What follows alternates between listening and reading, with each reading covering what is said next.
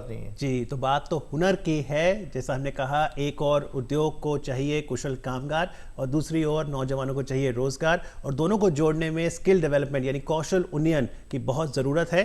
थोड़ा बताइए मुकेश जी कि उद्योग जगत आईटीआई से कैसे जुड़ता है? उद्योग जगत आजकल गवर्नमेंट ने स्कीम चला रखी है PPP mode, means private public private partnership mode पे।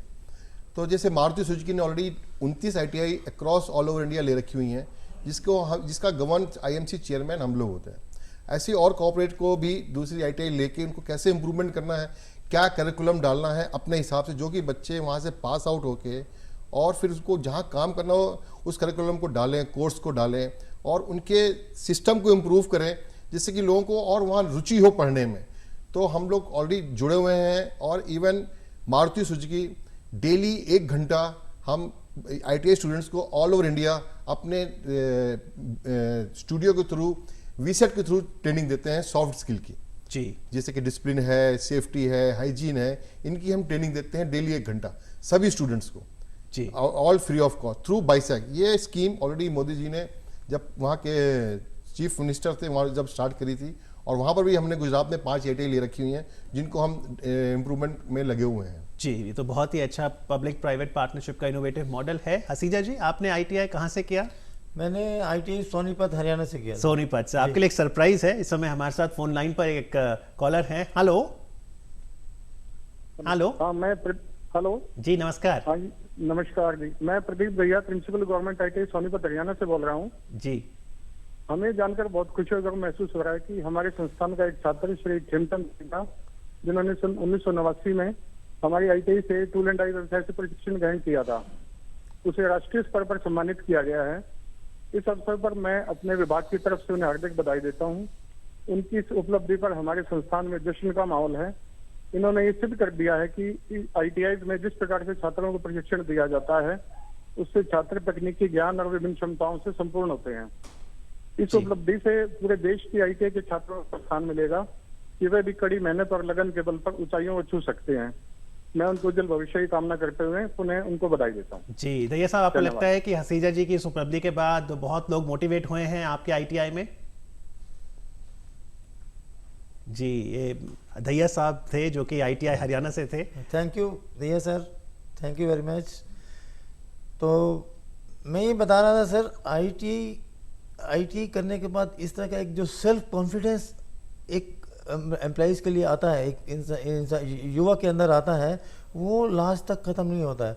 मैं तो एक संदेश देना चाहूँगा अपने युवाओं को और आईटीआई ग्रेजुएट्स को कि मेहनत करने से आदमी कभी नहीं मरता है, बशर्ते कि वो अपनी दिनचर्या का ध्यान रखे। दिनचर्या समय से उठना, बैठना, खाना पीना, सोना। अगर कुछ अप्रेंटिसेस हमारी कंपनी में आते हैं, उनका ये व्यू रहता है कि काम अधिक होगा, तो उनको हमें एग्जांपल दिया जाता है कि मैंने भी 10 साल तक टेक्नीशियन का काम किया है। देखिए आपके सामने बैठा हूँ, आज मेरी उम्र 54 साल है, मैं ठीक ठाक बैठा हूँ, तो उनके मन में वो डर निकल जाता है उस टाइम में। तो अब आपकी दिनचर्या क्या है? मेरी दिनचर्या बहुत कठिन है। आप सुनेंगे तो हैरान हो जाएंगे, क्योंकि मेरी शिफ्टों की ड्यूटी है।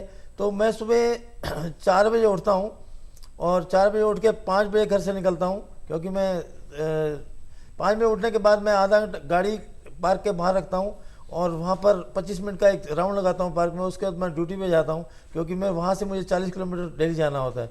तो मेरी ड्यूटी 6:30 स्टार्ट होती है 3:15 बजे तक। इसी तरह बी शिफ्ट है, 3:15 से रात को 12 बजे तक। रात को 2 बजे आता हूँ और दिन में मतलब दोपहर को 1:30 बजे निकलता हूँ। लेकिन आपके सामने एग्जाम्पल है कि मैं इतना मेहनत करने के बाद, जबकि डेली का मैं 3 घंटे ड्राइव भी करना होता है, इतना मेहनत करने के बावजूद भी भगवान की दया से मैं ठीक ठाक हूँ, सकुशल हूँ। और ये तब पॉसिबल है जब हम इन चीज़ों का ध्यान रखें। जी बिल्कुल। थोड़ा बताइए, जो आपने कहा पब्लिक प्राइवेट पार्टनरशिप, जहाँ पर उद्योग और आईटीआई में जुड़ाव है, तो गुजरात का एक एग्जांपल आप बता रहे थे जहाँ पर बहुत ही इनोवेटिव पार्टनरशिप थी। हाँ, गुजरात में हमारी इनोवेटिव पार्टनरशिप है। हमने 5 आईटीआई ले रखी हैं। वहाँ पर एक स्टूडियो बाइसेक, वो टेक्निकल एजुकेशन के लिए ही इन्होंने एक चैनल बनाया हुआ है, वहाँ से ट्रेनिंग इम्पार्ट होती है। उसी चैनल के थ्रू हम भी ऑल ओवर इंडिया में आईटीआई स्टूडेंट को ट्रेनिंग दे रहे हैं।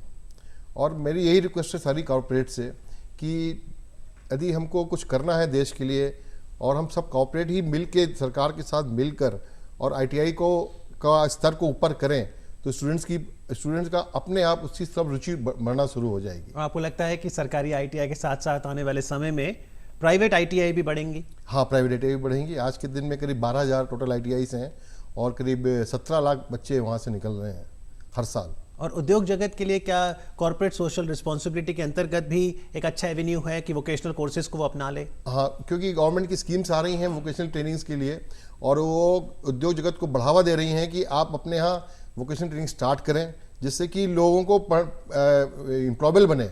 जो लोग 10+2 कर चुके हैं, उनको कोई गरीब बच्चे हैं कुछ नहीं कर पाते, एटलीस्ट उनको एक नौकरी करने का एक जरिया मिलेगा।